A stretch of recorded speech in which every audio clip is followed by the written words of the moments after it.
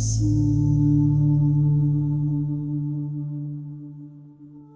Presveta Bogorodice, Majko Božja, pokrivaj me svojim svetim omoforom.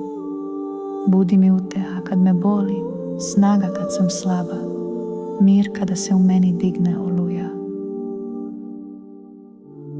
Ti koja si rodila Spasitelja, ispuni moje srce blagodaću, očisti ga od tuge, straha i sumnje.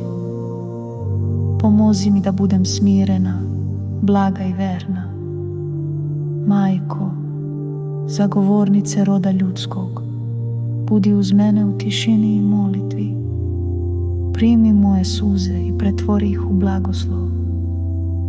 Neka tvoja svetlost osvetli moj put.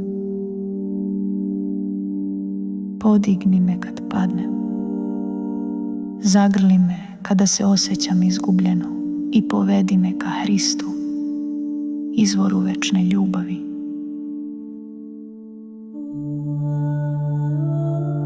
Neka te reči Bogorodice prate dok spavaš, dok hodaš, dok dišeš. Nisi sama.